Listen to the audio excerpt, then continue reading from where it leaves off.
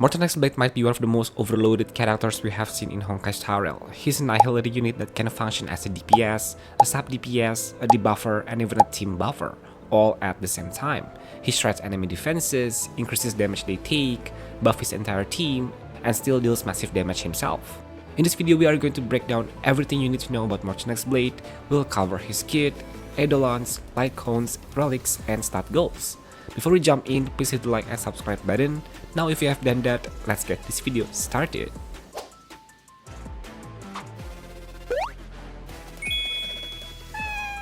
Blade is a 5-star annihilator character whose entire kit revolves around dealing damage, while providing an absurd amount of utility and buffs to his team.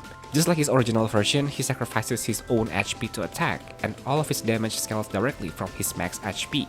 Looking at his base stats, he has solid HP, fairly low attack and defense, 107 base speed, and a massive 160 energy ultimate cost.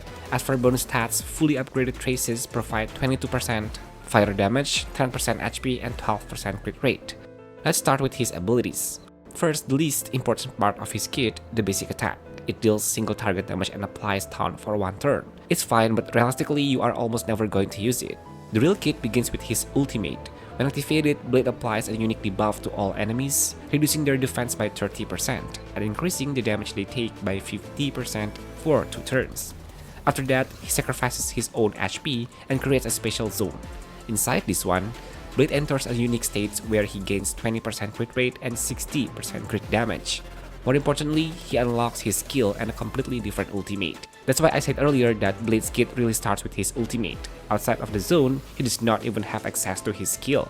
There's another important mechanic here as well. If Blade receives a fatal hit, he won't die.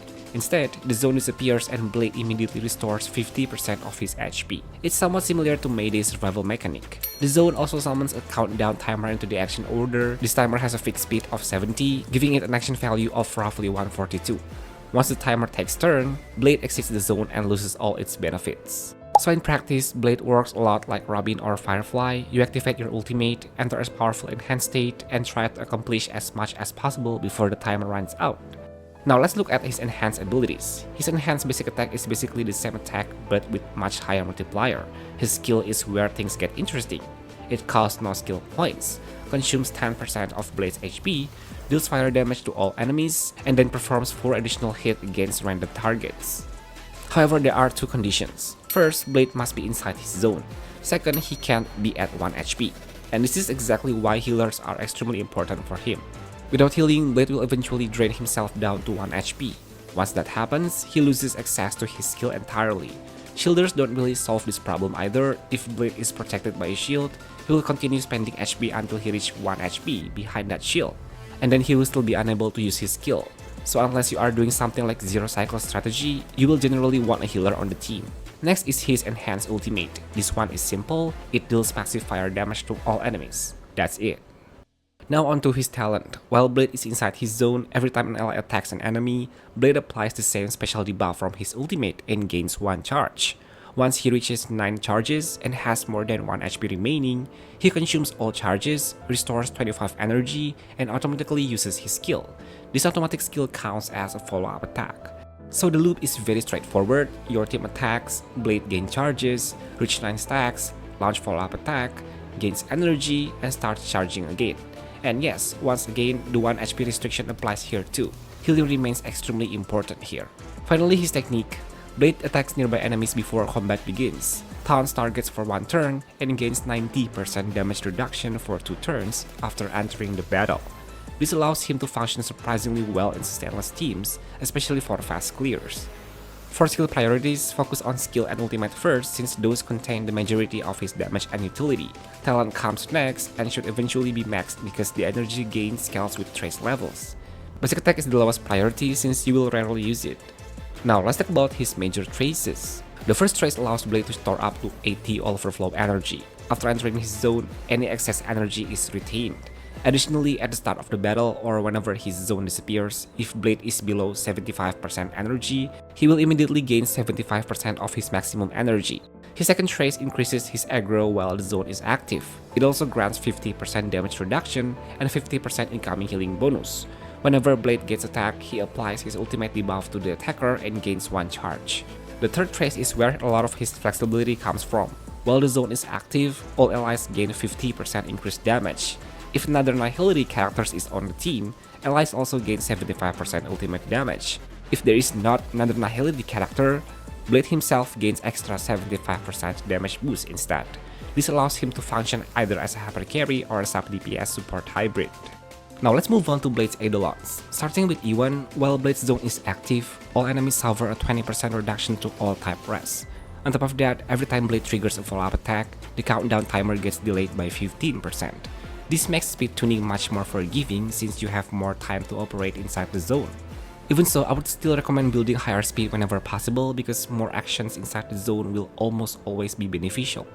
E2 is where things start getting really interesting. Damage dealt through allies' ultimate is now treated as follow-up attack damage, and all follow-up attacks gain a massive 75% damage increase. The number of charges needed for Blade's follow-up attack also drops from 9 to 7. That means more frequent follow-up attacks, more energy regen, and much higher overall damage output. Characters that rely heavily on ultimates or follow-up attacks like Ashvale benefit enormously from this eidolon.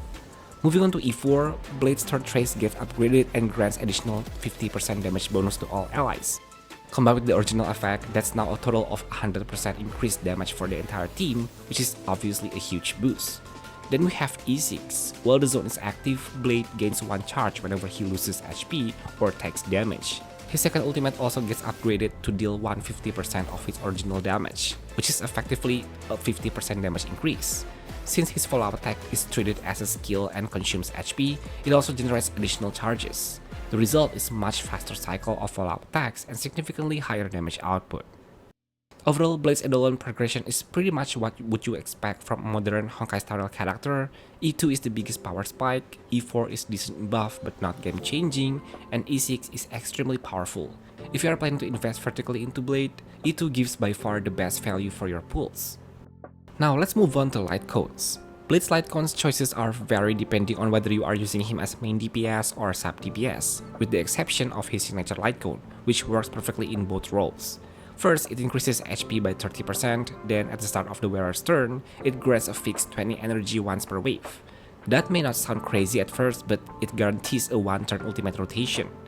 Blade starts with 120 energy thanks to his trace. After taking a turn, this lightcone gives him another 20 energy, and his basic attack provides the remaining 20. That immediately puts him at 160 energy for his ultimate. The effect only triggers once per wave, but if Blade clears a wave within a single rotation, then when the next wave begins, he exits the zone, he can immediately repeat the process. Aside from the energy effect, whenever the wearer uses their skill, the target receives a special debuff for 2 turns.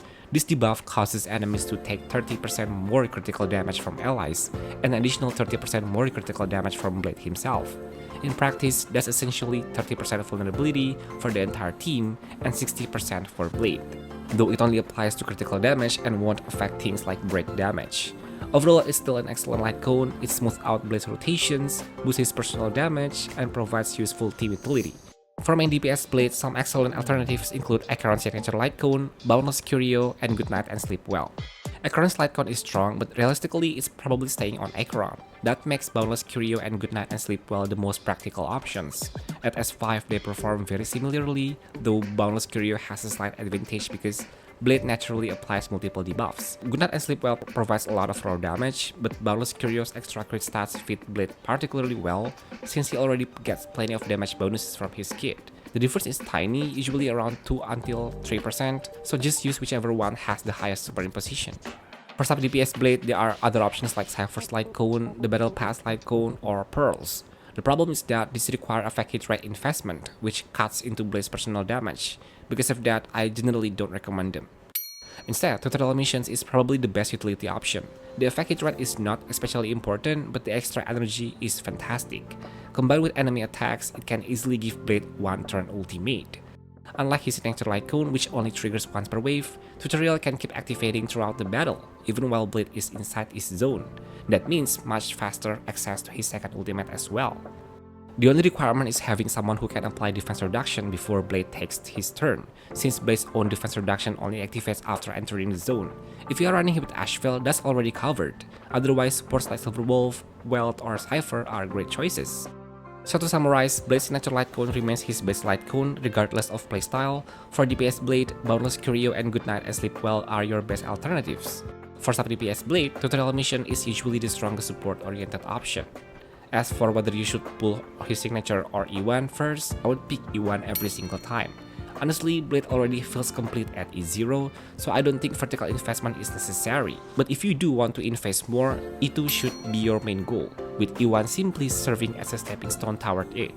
His signature Lightcone definitely good, but I would prioritize E2 before even thinking about Lightcone. Now let's talk about his relic options. For 4-piece stats, Master Smith is easily his best option. It grants 12% HP, increases critical damage against enemies affected by defense reduction by 28%, and also provides a team-wide 15% damage increase for 2 turns. Since Blade constantly applies defense reduction himself, he can maintain the set bonus very easily. It boosts both his personal damage and his team's damage, making it perfect whether you are using him as main DPS or sub DPS. If you don't have Master Smith, the Erudition set is the next best alternatives. It provides crit rate and bonuses to skill and ultimate damage, which Blade appreciates. Just be careful not to overcap on crit rate. That said, Master Smith should absolutely be your end goal. For planar ornaments, Bone Collection is easily the best choice. It grants HP and crit damage with essentially permanent uptime as long as Blade has more than 5000 HP, which is incredibly easy to achieve. Alternatives like Duran, Sigonia, and Rutelan Arena can work, but Bone Collection is simply the most reliable and universally effective option. For relic stats, crit rate or crit damage body both work. Ideally, use crit rate unless external buffs from teammates like Sunday make crit damage more valuable. Speed boosts are the standard choice. HP boosts can work in niche situations, but speed is generally superior. For the orb, both HP and the fire damage are viable. Fire damage is slightly stronger, but the difference is small enough that better substats matter more. HP orbs also have the advantage of improving survivability, especially in sustainless teams. For the rope, always go for HP. Energy regen rope sounds tempting on paper, but the damage loss is simply too large. Blade does not have serious energy issues when paired with proper teammates. As for substats, prioritize HP, speed, crit rate, and crit damage. Try to reach at least 6000 HP, that's very achievable with either HP Orb or his signature Lightcone. For crit rate, stay below 80% if you have no external crit rate buffs. His ultimate already grants 20%. So anything higher starts wasting stats. So if you are using support like Sunday who provides crit rate, you should stay closer to 60% crit rate. On the other hand, crit damage is simple, just get as much as possible. Blade naturally gains huge amounts of crit damage through his kit, relics, and planar ornaments, so it tends to stack up very quickly. Finally, speed. I have seen plenty of people debating between base speed, 134 speed, and others breakpoints. In my opinion, the answer is straightforward, aim for 141 speed. At 141 speed, Blade gets 2 turns in the opening cycle, and the second turn lands inside his empowered state. This gives the best overall performance and maximizes the value of his zone. Even with E1 delaying the timer, I would still recommend targeting the speed threshold. It's actually easier than it sounds. Speed boots already put him at 132 speed, meaning you only need around 10 additional speed from substats. Just a couple of speed rolls on each relic piece will get you there. And that's pretty much everything you need to know about Blade's stats and build setup. Are you guys ready for Mortenax Blade? I hope this video is helpful for future Blade mains out there. If you enjoy this content, please hit the like and subscribe button. Turn on notification as well so you won't be missing out on any of my Star Rail content. I will see you guys on my next one. Bye bye!